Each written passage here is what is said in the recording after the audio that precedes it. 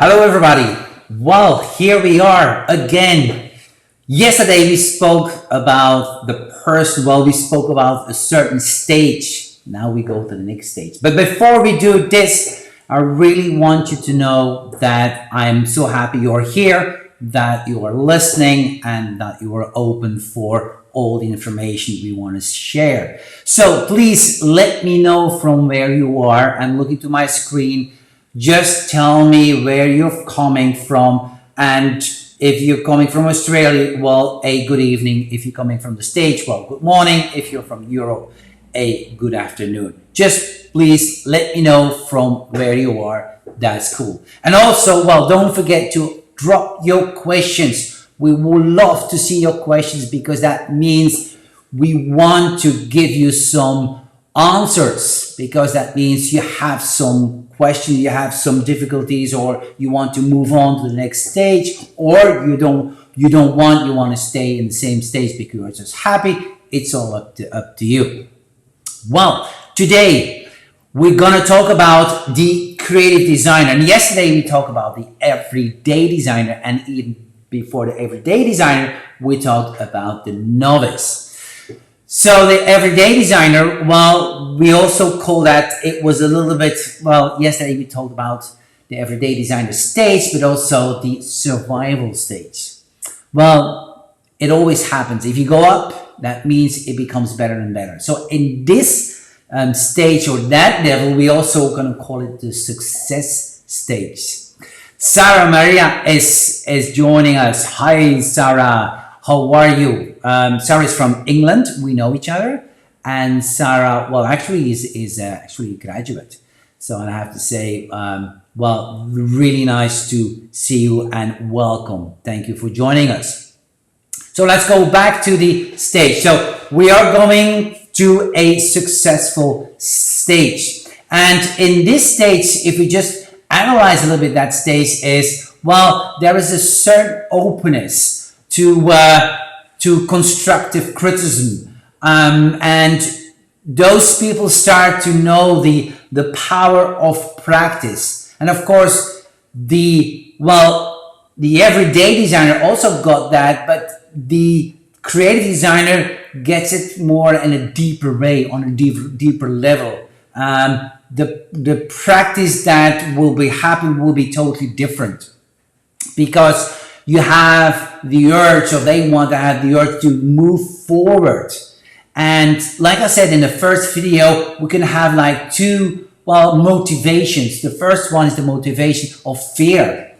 And you feel you have to do something. If you don't do something, you will go out of business. So you're in a stage of that everyday designer, and you have to work like, well, not day and night, but almost day and night. And believe me, I was there as well. I worked literally day and night. And I remember when we went on a holiday, we didn't book like the classic 7 days. We always booked the 10 days, because we knew the first 3 days we were like totally like in a coma. We were like totally dead. We need 3 days at least to recover. So I was there. I'm speaking from experience.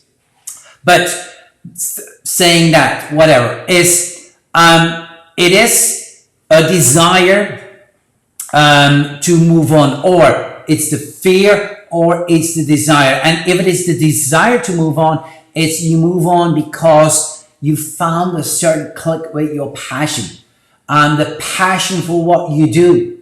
And I remember Mandela said it so beautiful. He said, there is no passion to be found playing small. Isn't that beautiful? So in a certain way, you want to grow. You want to up-level yourself, and that is beautiful. So you don't want to settle for a low or or even non-existing creative level in your life. You know you have more capabilities, you have more, well, there is more, your creative genes are talking to you. Let me out, I want to be creative, right?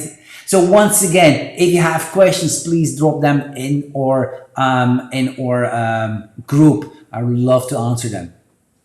So in this case, they start to embrace creative challenges. And not really huge challenges, but the fact you start to create, you are open for creative challenges, opportunities to learn, and well, that means you're in a good way.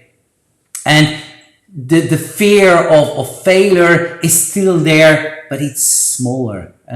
It gets like if you make a design, and I always do that to myself as well. If I do a demonstration, there is always one or two designs that I really push myself to the limits, doing something totally new or that I don't know if it will be a success. I do know the outcome, but I challenge myself, and that makes it's like an adrenaline. I need that just to grow myself. So they are leaving their fixed kind of mindset. They're like, this is possible, and if you go beyond this, that is not possible anymore.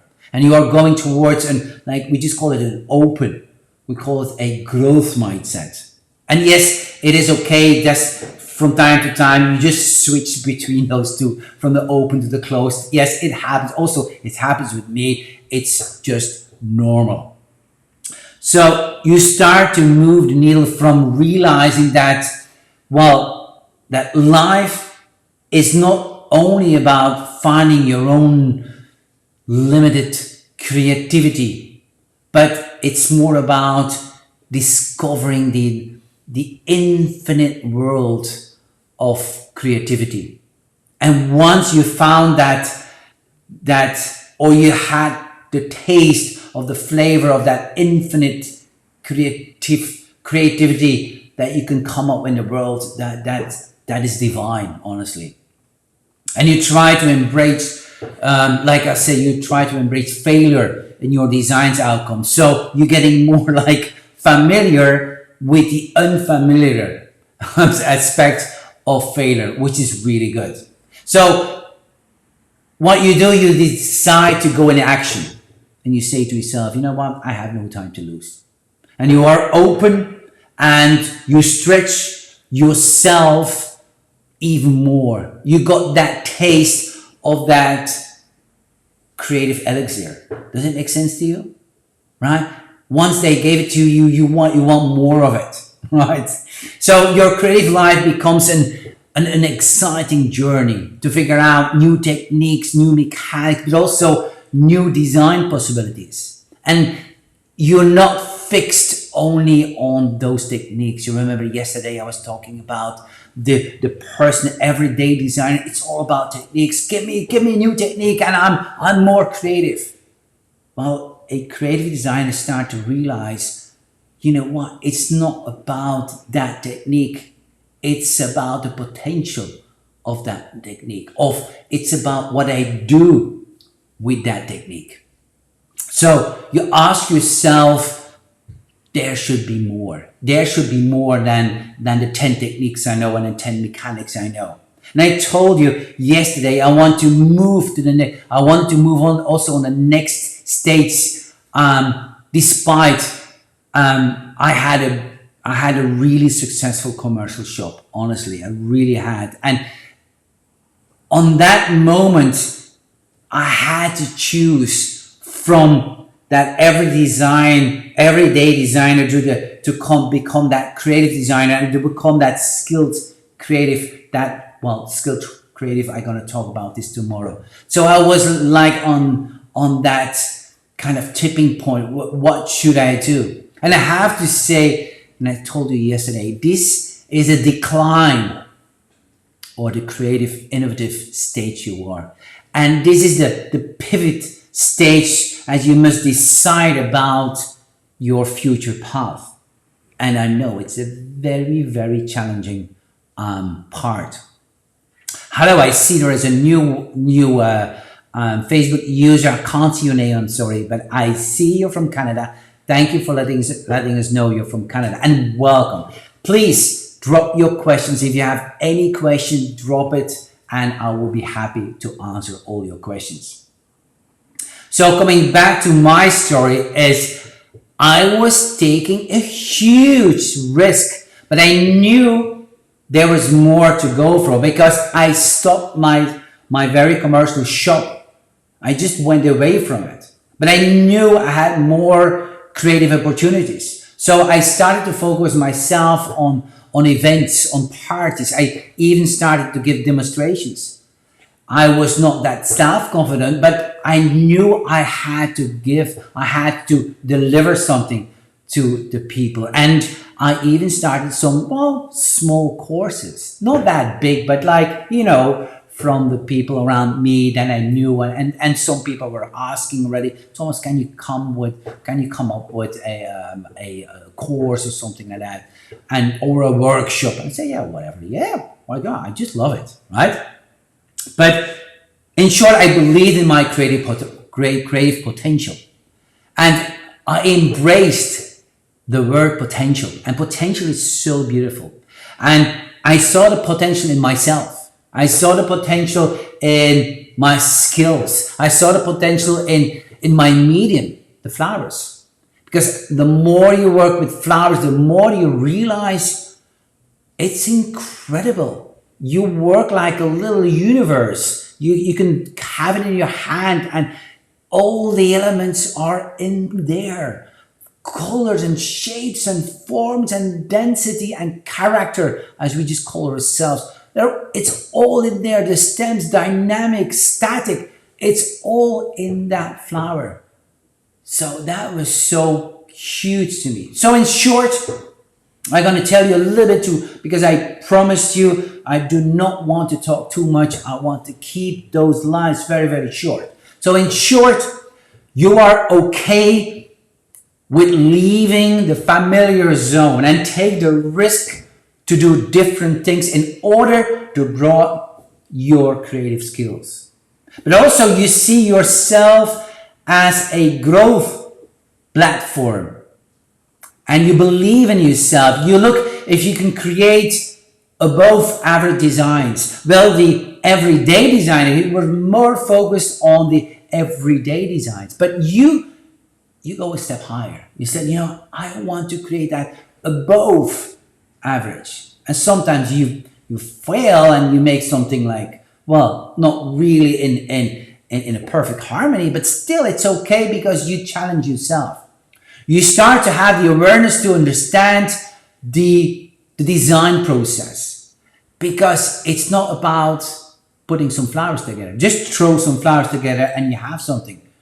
No, you said there should be more. It's a language. Because we always say flowers are emotions. So the better you can communicate emotions, the better you can talk to the people. You get a rapport. You can translate what they want to say. So you get to realize, actually flowers, well, there is a language. And I want to learn that language. So you are aware it's not only about working hard day and night, but the terminology of smart is coming in. Work smart. And if you do the combination smart and hard, okay. But only hard, I know so many people, they work day and night so hard, nobody knows them. I work some people that are definitely not working hard, but gosh, they are razor sharp, they are so smart, and everybody knows them. How do they do that? Well, once again, they work smart. And smart is better than hard. So that is, of course, that doesn't affect only your own free time, your own quality time, but also financially. Financially, you can monetize the fact you are smarter than the people who works very hard but not that smart, if you know what I want to say. So you start to identify yourself as a designer. You're not saying anymore that, I'm a florist. I just put some flowers. No, you start to say, I start to think as a designer. I look at the colors, I look and so on and so on. So I'm not contemplating, but I'm working with those elements and start to see those elements. And by doing this, you start to feel more comfortable in what you do, meaning you are uplifting your self-confidence, which is really important. The more self-confident you are, the better you're going to sell, the better you're going to communicate. And you know that if you're going to educate yourself, it will far more cheaper than the trial and error you did as an everyday designer. And that is not only financially. Financially, if you do the trial and error, you have to, you do not calculate your time. That's first. Okay, if you try something and it doesn't work, okay. But also, is you have to throw the flowers away, or it is not working, so you cannot reuse the oasis, and so on and so on. But it's also like, if you want to step up quicker to the ladder or to the next stage, it goes quicker if you go through the journey of somebody who was already there. Meaning is like, why to reinvent the wheel? It's already invented. So the things that what you can do is like learn from the best, learn from their mistakes. And what I did, I realized that, and I was like working like for half a year.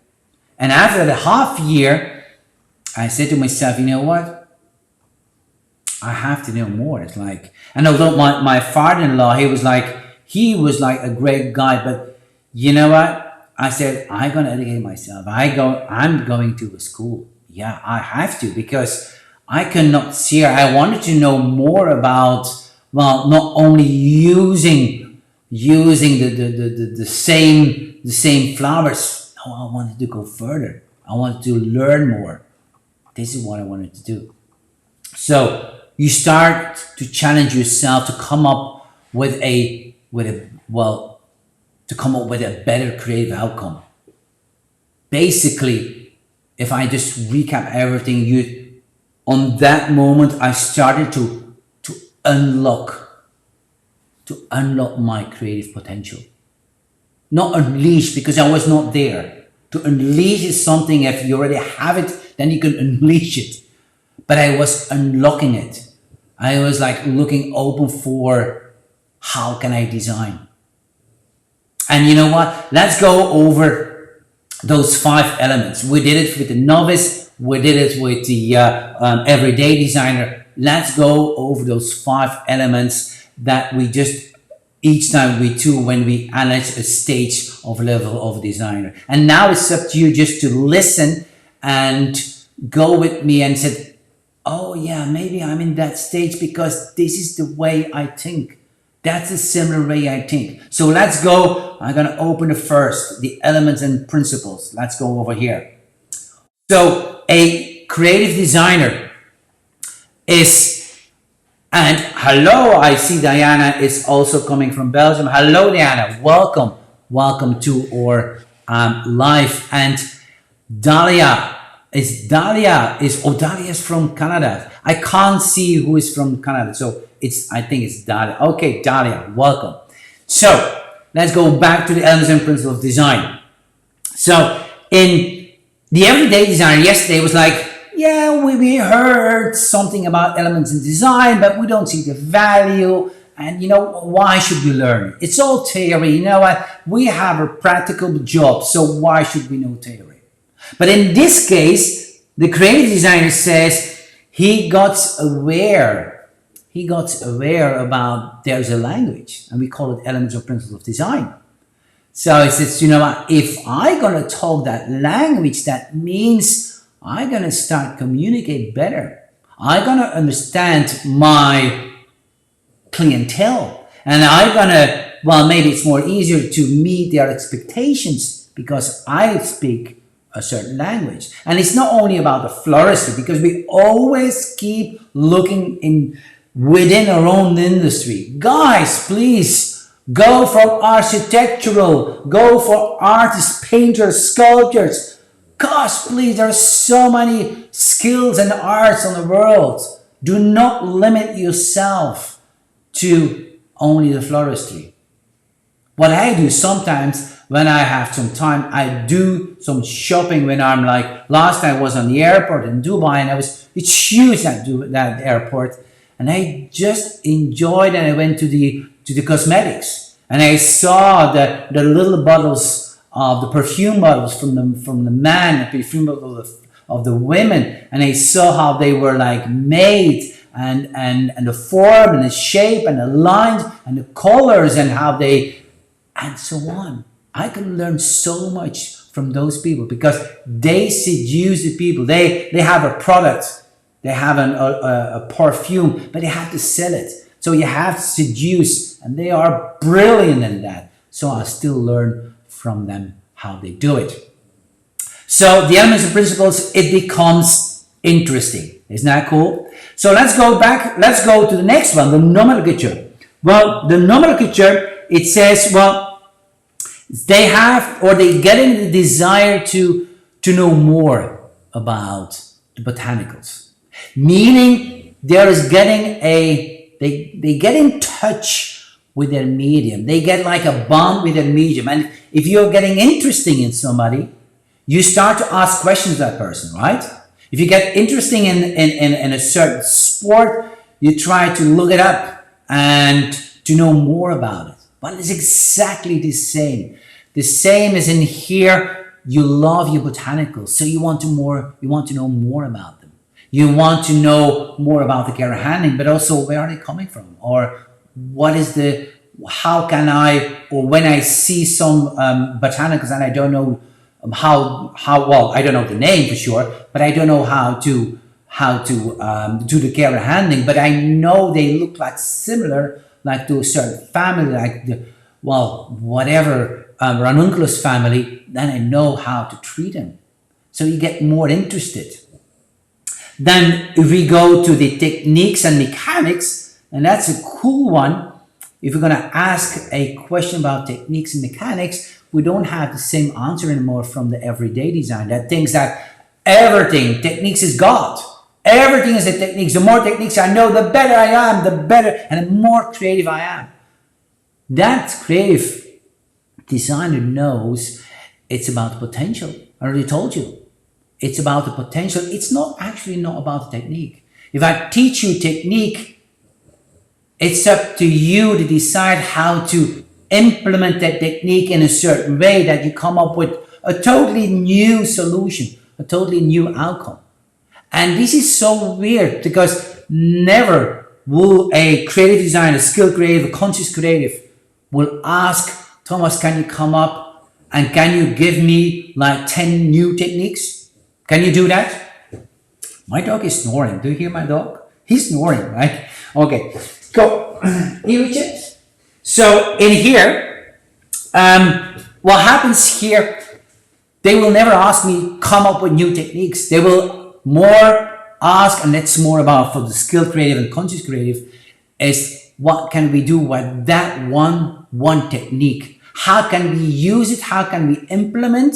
What are the advantages? So you start to think about totally different about techniques. Also about mechanics. You do not see the mechanic that you saw that somebody was making or showing it at a demonstration, that you have to kind of copy it. You see the potential of the mechanic. Maybe you don't have the skill yet to find out a solution to work it differently, but you start to think about it. You start to see possibilities in your techniques and mechanics. Give me a time if that works for you. Give me a time if that makes sense to you, because I see Ola also joined us. Hello, Ola. And please tell us, from where are you? Okay, I see one time, I see two times. Guys, I love that. I love the dialogue. So I want to see that terms or hearts. Hearts, always good for me, always. So let's go on for the next one. So we talked about the techniques and mechanics, and then we want to talk about the color. So the color in here is, let me see, is, well, the creative designer is saying color, you know what? It's not just a little bit like we just put some colors together. They start to know the impact of color. They start to know the potential. Once again, potential. Well, potential is a beautiful word. It's one of my favorite words in the creative world.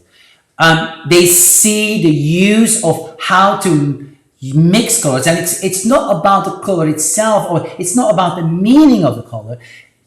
They start to know about, it's about what the color does with you, how the color moves you. And we can talk hours and hours to a certain color, yellow, mustard yellow, dark yellow, and whatever, gold yellow, whatever. It's not about that. It's about how it moves your inner being.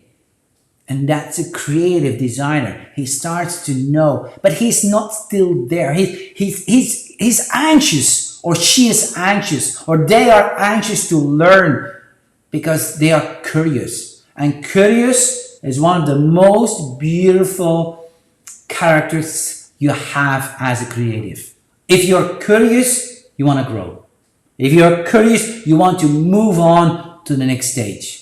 And the stage is always built on the past. You are because you took decisions in the past, creative decisions in the past, and that brings you to the present.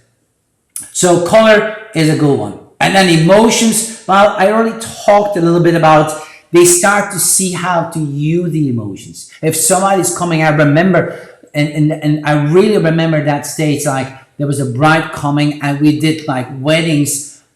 We did a lot of weddings, and the first weddings that I made, you know what, I made bouquets because it was a wedding bouquet.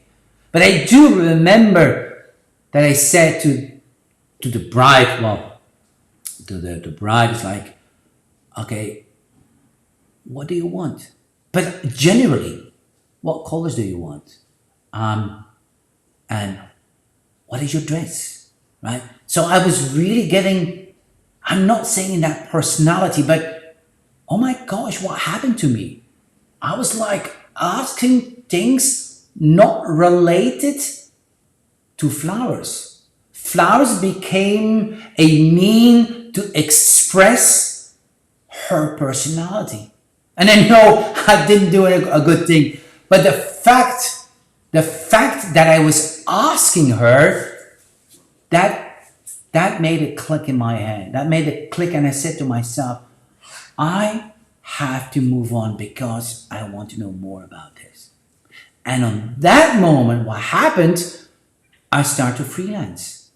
I started to freelance, like I said, I did weddings and so on and so on. I did like little demonstrations and so on. But I also started to freelance for one of the biggest designers in Belgium. I wanted to learn from that person. And not only from that person, from the environment. And I'm going to talk a little bit more about this because that was actually to my next stage. But it was like, sometimes you have to plant the seed. If you never plant the seed, nothing will grow. So what I'm saying is like that creative designer, that's such an important stage. It's just in the middle. Because we have 5 stages, we have 5 levels. It's just in the middle. You know what? Like I said, it's that pivot moment. Are you going? Are you not going? If you just pass that creative designer stage, you're gone. You're gone. Believe me. And I can tell you, I did it myself. And I saw it on my students. I saw it on so many people. So that's for emotions. So if we go for the clientele, something beautiful is happening. Something beautiful is happening because you are aiming to have clientele to go for above average. So what you get above average people, well, I'm saying this wrong, people who are choosing for above average creative outcomes, designs. This is how I should say it. And they're coming to your business, and of course for you as well, but they start to see that design in you. They start to see how you work with colors, and they start to see your passion. Because here, some people, like I said, they have to because of fear of going out of business. Some of them are really going into the passion mode, the design mode, but still both are very ambitious. That's for sure. Is it out of fear? Is it out of passion? Whatever. But you are ambitious, you want to grow. And people feel that. People see that in what you do. So what happens here is you managed to create a nice balance, be with coming with commercial ideas, but with a flavor, with a sauce of creativity onto it, if you know what I mean. It's not always the same.